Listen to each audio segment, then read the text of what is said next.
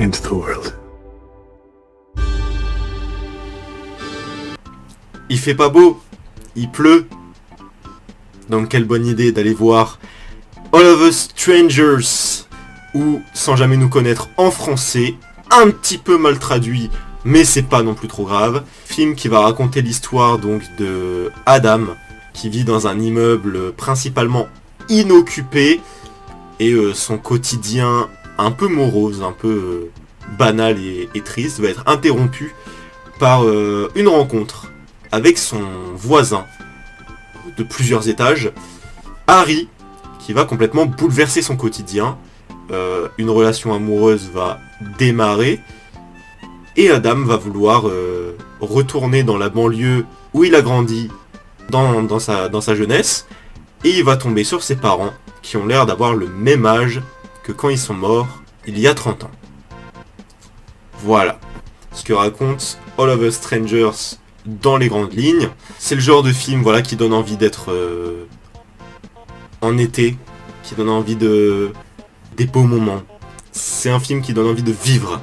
Voilà, c'est ça. C'est un film qui nous replonge dans une nostalgie, dans un passé qu'on n'a pas connu. Et ce genre d'œuvre, c'est très puissant à chaque fois. Ça arrive à te faire ressentir des émotions que tu n'as pas, alors que tu n'as pas vécu 1% de ce qui est dans le film. Film parfait à voir pour la Saint-Valentin. Voilà, aujourd'hui c'était la Saint-Valentin.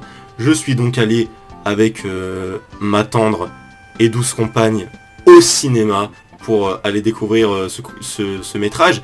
Je m'attendais pas du tout à être sur ce genre de film, parce que j'avais même pas lu le synopsis que je viens de vous raconter. J'avais vu le trailer, mais le trailer, je l'ai pas vu, le trailer avec des dialogues qu'il y a sur YouTube. J'ai vu le trailer en salle, où il n'y a aucun dialogue, où il y a juste de la musique et des images. Donc je ne connaissais absolument rien du film, à part qu'il y avait Paul Mescal, que ça allait être un peu une romance entre Andrew Scott et Paul Mescal. Mais c'est tout. Peut-être une bonne surprise en ayant vu les retours, mais je m'attendais pas du tout à un tel récit, à une telle tragédie, à un tel drame. Je m'attendais pas du tout à ça. Je pense que vous devriez foncer aveuglement voir ce film, qui mérite toute votre attention. Là, cette semaine, il y a pas mal de sorties. Il y a Madame Web, bien sûr. Hein. Il y avait aussi le biopic sur Bob Marley, que je vais voir vendredi, tiens. Mais en ce jour de Saint-Valentin, je me suis dit, quoi de mieux qu'aller voir une romance avec Paul Mescal et Andrew Scott. Donc on y allait. Et franchement, quelle surprise. C'est très dramatique. C'est une grosse tragédie. Mais qui va aussi montrer les beaux côtés de cette tragédie. Voilà. Montrer... Parce que ça va un peu aller dans le côté... Parce que comme je vous l'ai raconté dans le synopsis, ça peut vite partir dans ce genre de film un peu fantastique. Mais ça va jamais aller... Ça va jamais dépasser la limite. Ça va toujours rester pile dans la limite entre le réaliste et le fantastique. Et ça va jamais franchir la limite d'un des deux. Ça va toujours rester entre les deux, pile entre les deux. C'était de la grande maîtrise, voilà, de rester constamment dans cette petite ligne, sans trop dépasser, sans trop savoir. En fait, il reste quand même pas mal de mystères qui entourent ce film, mais les messages sont assez clairs. Voilà, sur le deuil, sur la solitude, sur l'amour, sur la famille. Voilà, et aussi sur la santé mentale qui peut être bouleversée via ces événements. Mais le film a un petit plus qui est vraiment ce côté nostalgique d'une époque qu'on n'a pas connue. Ce côté un peu légèrement fantastique, mais qui ne va jamais aller à fond dans le fantastique, qui va toujours rester pile au milieu, qui lui donne une esthétique et une authenticité réelle et assez profonde et puissante.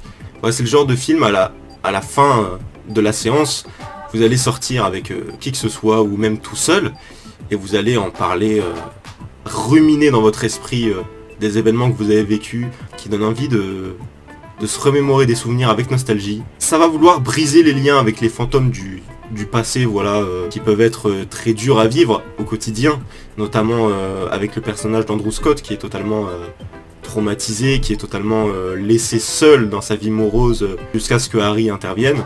Une belle poésie qui s'évade de ce film, qui rentre en nous. C'est un film très humain. C'est un film sur les liens humains, sur la santé mentale, sur la mort, sur la vie, sur l'amour. Et même, sur le sexe, parce que dans ce film, c'est pas comme Pauvre créature où on a 4000 scènes de sexe qui servent à rien et qui sont totalement vulgaires pour être vulgaires. Là, elles servent à quelque chose, elles sont belles quoi, elles sont douces. Il y a une poésie qui s'évade de ces scènes-là. Et c'est des scènes qui servent au récit. C'est pas des scènes inutiles comme on a dans plein de films, c'est des vraies scènes passionnelles. On a donc évidemment Paul Mescal et Andrew Scott dans les rôles principaux qui sont merveilleux, qui sont touchants. D'un côté, on a Andrew Scott complètement traumatisé par ses fantômes du passé, complètement... Il vit dans le passé constamment. Et Paul Mescal, Harry, donc, va le faire un peu revenir dans le présent et va lui faire vivre des beaux moments présents. Ça va être très compliqué de le détacher de ce passé-là. Et aussi, on a les parents, joués par Jamie Bell, et Claire Foy, qui va jouer le rôle de la mère de Adam. Voilà, ils sont aussi très touchants. Voilà, il y a des scènes, que ce soit des scènes avec la mère ou des scènes avec le père, les deux sont très différents et ça va amener à des scènes vraiment très touchantes, mais à leur manière. Un père très compatissant, voilà, qui regrette de ne pas avoir été présent pour son fils quand il le fallait, où il y a une scène avec un miroir, voilà, où le fils et le père vont se faire un câlin qui est à la fin d'une scène de dialogue qui est juste sublime. Voilà, je vous spoil pas le dialogue, je vous laisse aller découvrir. En fait, le film arrive à être d'une grande tragédie et être aussi hyper touchant et hyper émouvant sans jamais aller dans le tire-larme. Parce que on pourrait croire que ça va à fond dans le tire-larme, j'ai pas trouvé. J'ai trouvé que justement c'était maîtrisé, que c'était logique et qu'on n'allait pas justement inutilement dans le tire-larme ou qu'on voulait vraiment te faire pleurer. C'est un film juste très honnête, très authentique, qui va montrer notamment avec la mère de Adam un conflit de génération. Voilà, parce que ses parents, ils sont décédés il y a 30 ans, et donc Andrew Scott, qui est donc gay, va devoir faire son coming out à ses parents plus de 30 ans après leur décès. Et on va avoir vraiment deux côtés différents entre la réaction du père et la réaction de la mère qui sont vraiment très différents et qui sont touchants à leur manière et qui vont impacter le personnage très différemment. Il y a des scènes vraiment dures, très dures, mais nécessaires. Et ça renforce encore plus ce côté humain qu'a le film et ce côté vraiment poétique, nostalgique et doux. Et aussi un gros propos sur la santé mentale qui est important, je trouve, dans notre génération. Parce que notre génération a une santé mentale assez faible, on va pas se mentir. Avoir un film comme ça fait du bien. Ça fait vraiment du bien d'avoir ce genre de film très humain, qui vont traiter de plein de thèmes différents, que ce soit les conflits de génération, que ce soit l'homosexualité, donc dans la génération d'avant et la génération de maintenant, les problèmes de santé mentale, comme je le répète pour la millième fois, l'amour, la famille, les relations, la solitude, le deuil. Voilà, ça va traiter de plein de sujets d'une manière poétique et nostalgique qui est superbe. Voilà, en plus avec une photographie aux petits oignons, on a des plans vraiment magnifiques. On va jouer avec les couleurs beaucoup, sur certaines scènes, sur comment les personnages se sentent. On va jouer beaucoup avec des lumières, beaucoup avec des cadrages. Ça va être des cadrages proches, parce que le jeu de Andrew Scott, qui est très introverti, comme personnage, Adam est très introverti, donc du coup tout va se jouer dans la subtilité dans son jeu. Donc on va avoir beaucoup de plans rapprochés, alors que Paul Mescal est un peu plus extraverti, même si on va se rendre compte un peu plus tard dans le film que c'est pas quelqu'un de très heureux au quotidien, mais il est plus extraverti, donc on a des cadrages différents pour Paul Mescal et pour Andrew Scott.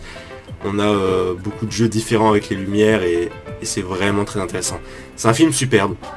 Voilà, que je vous conseille vivement. Et c'est un film qui donne envie de vivre, de continuer la vie, voilà, d'être en été, de se balader en t-shirt et en short. C'est tout pour moi. On se retrouve très bientôt pour une nouvelle critique.